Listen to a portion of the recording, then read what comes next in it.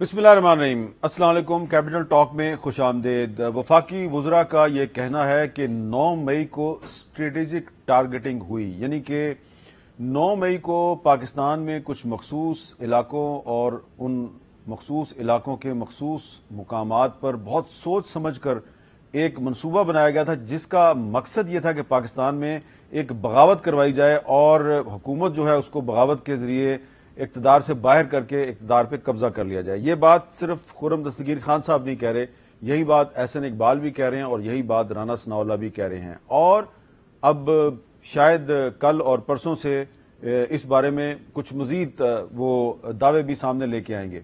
और साथ ही साथ आपने देखा है कि आज तहरीक इंसाफ के कुछ ऐसे रहनुमा जिन्होंने पिछले दिनों ये ऐलान किया था कि वो तहरीक इंसाफ छोड़ रहे हैं या वो सियासत छोड़ रहे हैं, आज अचानक वो दोबारा नमूदार हुए। उनको अडयाला जेल रावलपिंडी ले जाया गया, वहां पे उनकी तहरीक इंसाफ के रहनुमा शाह महमूद कुरैशी साहब से मुलाकात हुई और बहुत लंबी मुलाकात हुई। और उसके बाद बाहर आके उन्होंने ये कहा कि हम पाकिस्तान को मुस्लिम लीग नून और पीपल्स पार्टी के हवाले नहीं कर सकते और इनकी अपोजिशन हम जारी रखेंगे। तो क्या इमरान खान को तहरीक इंसाफ से माइनस करने की बाकायदा कोशिशें शुरू हो चुकी हैं और इनके हतमी नताइज कब तक सामने आएंगे? गुफ्तगू के लिए हमारे साथ मौजूद है मोहसिन शाहनवाज रंजा साहब, जो कि जजेस के कॉन्टेक्ट पर एक खुसूसी 5 रुकनी कमेटी के चेयरमैन हैं। मैंने सही कहा जी? जनाब शुएब शाहीन साहब, साबिक सदर हैं इस्लामाबाद हाईकोर्ट बार एसोसिएशन के, और हाफिज एहसन अहमद साहब, जो कि माहिर कानून हैं और बहुत अहम मामलात पे आर्टिकल्स लिखते हैं। उनका एक आर्टिकल शाया हुआ है सिविलियंस अंडर मिलिट्री लॉ, इस पे भी आज हम बात करेंगे। सबसे पहले मैं आपसे जानना चाहूंगा मोहसिन शाहनवाज रंजा साहब कि ये जो कुछ लोगों की मुलाकातें करवाई गई हैं अडयाला जेल जाके, और मैं जरा सुन लें अगर आपने नहीं सुना कि वो फवाद चौधरी साहब फरमा क्या रहे हैं। 25 करोड़ अवाम को आसफ जरदारी और नवाज शरीफ के सहारे नहीं छोड़ा जा सकता। ये मुमकिन नहीं होगा कि हम इन हालात में इस हुकूमत की अपोजिशन खाली छोड़ दी जाए। हमने आज जो पीटीआई की साबिका लीडरशिप है उसके साथ हमारी गुफ्तगू शुनीद हुई है और शाह महमूद कुरैशी साहब से भी एक तफसीली गुफ्तगू जो है वो हमारी हुई। हमारा मानना यही है कि पाकिस्तान को एक मुस्तहकम हल की तरफ जाना है। हमें इंशाअल्लाह ताला जो सोल्यूशंस हैं वो निकालने हैं। फवाद चौधरी साहब ने क्या अल्फाज इस्तेमाल किए हैं कि हमारी आज पीटीआई की साबका लीडरशिप से बात हुई, साबका लीडरशिप, और हम सोल्यूशन की तरफ जाना चाह रहे हैं। तो मोहसिन शाहनवाज रंजा साहब, क्या हम ये समझें कि अब इमरान खान को पीटीआई से माइनस कर दिया जाएगा और इसी साल 2023 में इलेक्शन हो जाएगा? देखिए, जहां तक इलेक्शन का सवाल है वो अभी उसके बारे में हम यही तवक्को कर रहे हैं जो हमेशा से हमारा मौक़िफ़ रहा है कि इंतखाबात इकट्ठे हों और कौमी असम्बली जब अपनी मुद्दत ख़त्म करती है तो उसी के साथ जो आइनी मुद्दत है इलेक्शन कराने की, उसके साथ ही सूबाई इलेक्शन हो। तो गालिबन शायद सितंबर, अक्टूबर, नवंबर ये ही जो होंगे। सितंबर अक्टूबर में इलेक्शन हो जाएगा, मतलब जो लग रहा है कि अच्छा। जो हालात हैं, अगर अपनी असम्बली मुद्दत पूरी कर जाती है अगस्त में तो सितंबर अक्टूबर, तो मेरे ख्याल से ये हालात लग रहे हैं। तो इलेक्शंस का तो मैं ये देख रहा हूँ, मेरा ये ख्याल है। और आगे अगर कोई हालात इस तरह के पैदा होते हैं कि लॉ एंड ऑर्डर सिचुएशन पैदा हो जाती है और उसकी भी गुंजाइश मौजूद है, हत्ता कि वो मैं समझता हूँ कि बड़ी बदकिस्मती होगी कि ऐसी कोई सूरत हाल पैदा हो और एक्सटेंशन असम्बली उसकी तरफ जाए, क्योंकि बेहतर हाल यही है कि अगर हम जल्दी इंतखाबात की तरफ जाएं, मुल्क की भी सबकी बेहतरी भी इसी में होगी। और जो तहरीक इंसाफ ने जो तबाही इस मुल्क में की है, अब इस मुल्क की जो जख्मों जो रिकवरी का प्रोसेस है वो बड़ा ज़रूरी है। और रिकवरी का प्रोसेस जो है वो जमहूरी अमल जो है इसको आगे ले जा के ही रिकवरी का प्रोसेस जो है वो मुमकिन होगा। उसके बीच में जो शरपसंद अनासर हैं या जो ऐसे अनासर हैं वो तो वैसे ही by the process of law, मैं तो ये हमेशा से कहता हूँ कि इमरान खान अपने वजन से खुद गिरा है और तहरीक इंसाफ भी अपने वजन से खुद गिरी है। तो अब वो प्रोसेस में ऐसे लोग जो कि वायलेंस को सपोर्ट करते हैं उनको तो उस प्रोसेस में नहीं होना चाहिए, क्योंकि ये सुलझे हुए लोगों का प्रोसेस है। ये कोई जत्थे का तो प्रोसेस नहीं है कि आप जत्था ला के पार्लियामेंट में बिठा दें और जत्थे से कहें पाकिस्तान को चलाए।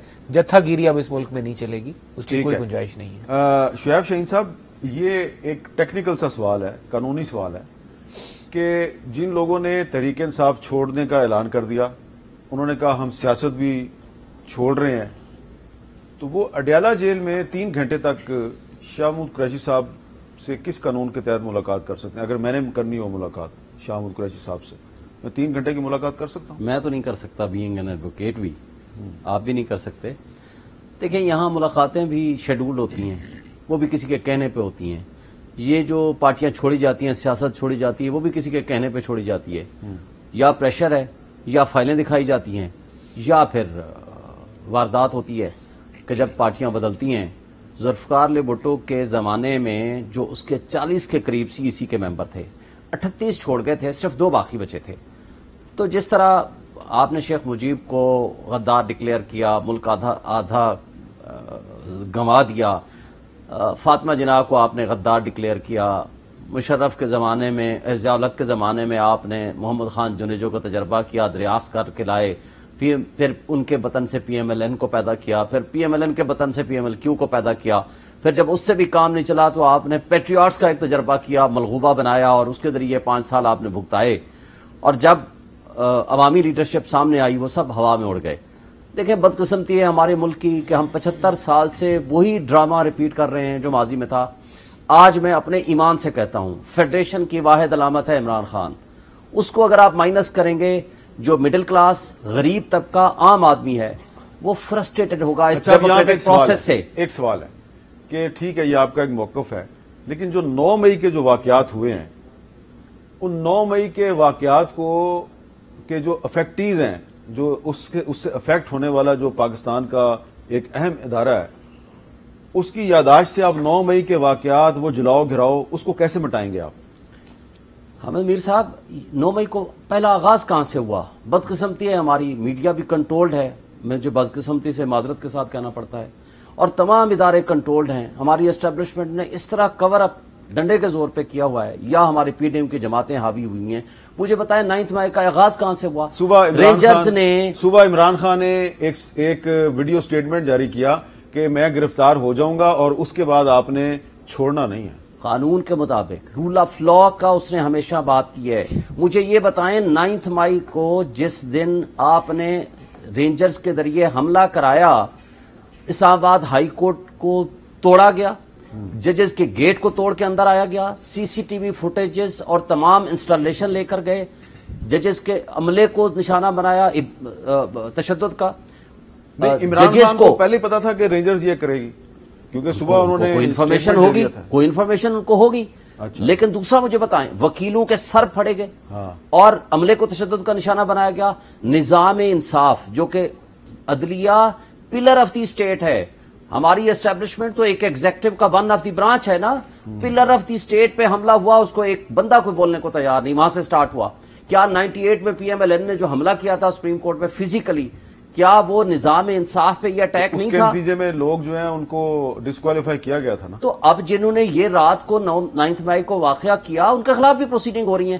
اگر عملہ کیا ہے 100 بندے نے، 200 نے، 400 نے، آپ نے 10,000 بندہ پکڑ کے بچیوں کو، بندوں کو، لڑکوں کو عبرت کا نشان بنا رہے ہیں، اور بہت سارے لوگوں کا پتہ ہی نہیں کہ وہ لوگ کہاں ہیں۔ یہ کیا بنیادی انسانی حقوق ہمارے ملک کے معطل ہیں؟ کیا ہم نے سویلین مارشل لا ڈکلیئر کر دیا ہے؟ یہ بالکل آپ صحیح کہہ رہے ہیں، لیکن یہ آپ کو عمران خان جب وزیر اعظم تھے تو اس وقت بھی بولنا چاہیے تھا، جب آرمی ایکٹ کے تحت فوجی عدالتیں بنا کے تو سویلینز کا ٹرائل کیا جا رہا تھا۔ میں ابھی نہیں ہم نے اس کی مخالفت کی تھی۔ کب کی تھی؟ سنیں، ہمارے جو گروپ کے لیڈر ہیں، حامد خان صاحب وکیل تھے راولپنڈی ڈسٹرکٹ بار ایسوسیشن کی، اس وقت 2015 میں پہلے آئین میں ترمیم ہوئی 2/3 میجورٹی کے ساتھ، تمام پولیٹیکل پارٹیز نے، جب رضا ربانی نے روتے ہوئے ووٹ دیا تھا، آپ کو یاد ہوگا، تمام پولیٹیکل پارٹیز نے ووٹ دیا، آئین میں ترمیم کی، ہم اس کے مخالف تھے۔ ہم نے کھل کے اس کی مخالفت کی، ہم نے حامد خان صاحب کے ساتھ کھڑے ہو کے اس میں پیش بھی ہوئے، اس میں میجورٹی ویو سے انہوں نے کہا حامد خان صاحب کے ساتھ جو سلوک کیا پی ٹی آئی کی گورنمنٹ نے وہ تو آپ کو پتہ ہی ہے، بھی غلط کیا۔ ہم تو آج بھی ان کے ساتھ تھے، اس وقت بھی ان کے ساتھ کھڑے تھے۔ اچھا، ہم تو اس کیمپ کا حصہ ہیں کہ جہاں ہیومن رائٹس وائلیشن ہے، جہاں سیولینز کے ساتھ اس طرح کا سلوک ہوگا، اور وہ 2/3 امینڈمنٹ کے ساتھ ہوا تھا، وہ بھی ان لوگوں کے ساتھ ہوا جو دہشت گردی میں ملوث تھے، لیکن وہ غلط تھا، ہم اس کے بھی خلاف تھے۔ کنفیوز کر رہے ہیں وہ جو کانسٹیٹیوشنل امینڈمنٹ کے تحت عدالتیں بنی تھیں اس کے علاوہ میرے پاس پوری لسٹ ہے. اس کے علاوہ آرمی ایکٹ کے تحت عدالتیں بنا کے ادریس کھٹک کو سزا دی گئی, حسن عسکری کو سزا دی گئی. 2 سال کے لیے ایکسٹینشن ہوئی تھی اس کی. نہیں غلط کہہ رہے ہیں آپ غلط کہہ رہے ہیں. اس کی تو یہ آرمی ایکٹ کے تحت سزائیں ملی ہیں. غلط ہے نا, میں تو کہتا ہوں اپلیکیبل نہیں ہے. آرمی ایکٹ 1952 اور آفیشل سیکرٹ ایکٹ 1923 ان 2 قوانین کے تحت سیولینز کو سزائیں دی گئیں. میں اس کی بات کر رہا ہوں. میں اس کی کا ذکر آپ نے کیا جی, آپ نے اپنے آرٹیکل میں کیا جی.